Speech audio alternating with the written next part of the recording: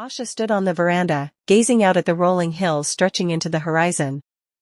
The golden evening sun bathed the countryside in a warm glow, casting long shadows over the newly constructed house.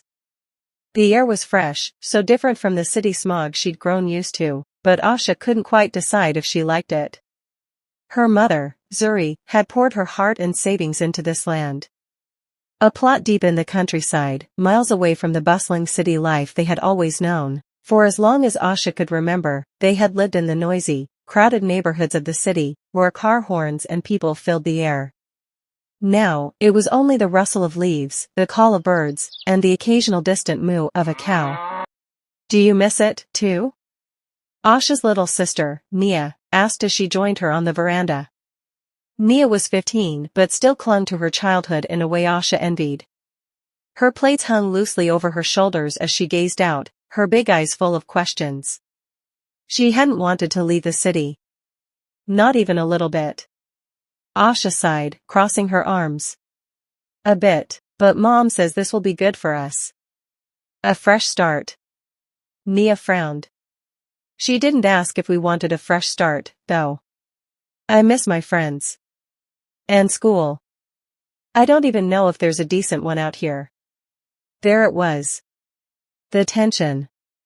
Nia wasn't the only one feeling uneasy about their move. Asha herself had been plagued with doubts ever since their mother told them about the land.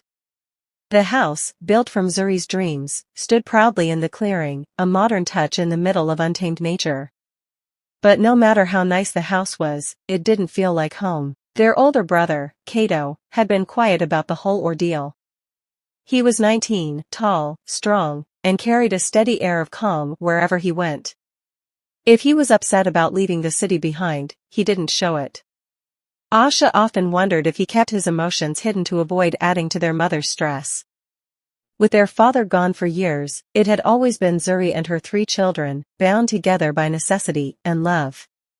But lately, the weight on Zuri's shoulders seemed heavier, her eyes tired. "She's doing this for us," Asha reminded herself more than her sister, "a chance to have something of our own." They were interrupted by the sound of footsteps crunching through the gravel pathway. Kato appeared, carrying a heavy sack over one shoulder. "We need to help Mom with the rest of the supplies," he said, his voice steady as always. He dropped the sack near the door, wiping the sweat from his brow. "City or no city, this is our home now." Asha exchanged a look with Nia. Kato was right.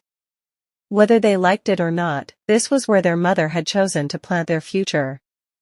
And if Zuri had faith in it, then they had to try, too. Later that evening, they sat around the dinner table, a quietness settling over them. Zuri served the ugali and greens she had prepared, her hands moving gracefully, even as weariness etched lines on her face. "I know this is new for you," she said, breaking the silence. "For all of us. But this land. It's a chance for us to build something lasting. I didn't grow up in the countryside either, but I've always dreamed of having something we could call our own. A place where you 3 could feel safe. And free." Asha saw the vulnerability in her mother's eyes. Zuri had never shared her doubts, not once since they'd moved. She had always been the strong, unshakable one. But now, it was clear she needed their strength too. "Mom," Kato said softly, placing a hand on hers, "we'll make it work." Asha nodded, and Nia, though hesitant, agreed with a small smile. The warmth of their family was the one thing that had followed them from the city, and in that moment, Asha realized that home wasn't just about the place, it was about them, together. As the weeks went on, Asha found herself adjusting more than she thought she would.